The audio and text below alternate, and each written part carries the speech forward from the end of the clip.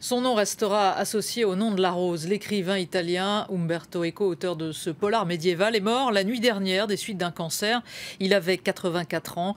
Journaliste, auteur, philosophe, il avait écrit une dizaine d'ouvrages. Le plus célèbre, Le nom de la rose, avait été adapté au cinéma par Jean-Jacques Hano en 1986 et avait remporté un immense succès. Nous sommes en direct avec notre invitée, Séléné Véry. Bonsoir. Bonsoir. Vous êtes journaliste italienne, notamment auteur de romans. Que représentait Umberto Eco pour les Italiens? Non, je ne suis pas auteur de roman, mais bon. Umberto Eco était une figure assez exceptionnelle. C'était en même temps un vrai intellectuel qui avait fait des études très pointues sur la sémiotique, sur le Moyen-Âge, etc. Mais aussi une figure très populaire.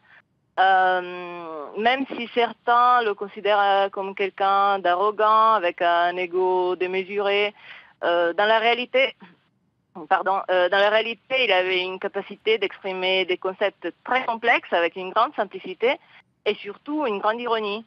C'était un auteur de romans, comme vous avez rappelé, un auteur d'essais, mais aussi quelqu'un qui avait travaillé à la télé, qui écrivait des billets hebdomadaires très drôles et en même temps très fins sur le magazine d'actualité, l'Espresso. C'était un enseignant et puis c'était quelqu'un aussi d'engagé politiquement. Quelqu'un l'a surnommé le Pico della Mirandola des temps modernes pour sa versatilité. Alors, il n'avait pas écrit beaucoup de livres. Lequel retiendra-t-on? Le nom de la rose, évidemment. Alors, il a écrit énormément de livres, en fait. Il n'a pas écrit beaucoup de romans. Il a écrit seulement 6 romans. Voilà, 6 romans au Et total, ce qui n'est pas énorme. voilà. Bien sûr, son œuvre plus célèbre est Le nom de la rose, que lui, paradoxalement, disait détester.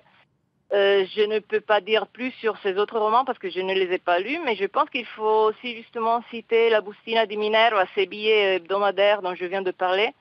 C'est pas par hasard, c'est son dernier livre qui va paraître, donc c'est un peu drôle parce que c'est le dernier livre, mais il n'a pas encore paru. Il va paraître ce vendredi pour la nouvelle maison d'édition qu'il vient de créer. Ce nouveau livre sera un recueil de ses billets, Pour justement. vous, Umberto Eco, c'était plus un journaliste qu'un écrivain?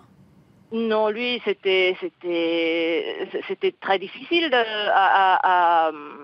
comment dire. Il avait vraiment plusieurs casquettes et chaque Difficile de le casquette classer. lui allait très bien. Oui, oui, c'est impossible. Et pour conclure, je pense que des générations d'étudiants lui seront toujours reconnaissants pour son manuel sur comment écrire une thèse. Merci Séléné Véry d'avoir répondu en direct à nos questions sur France 24.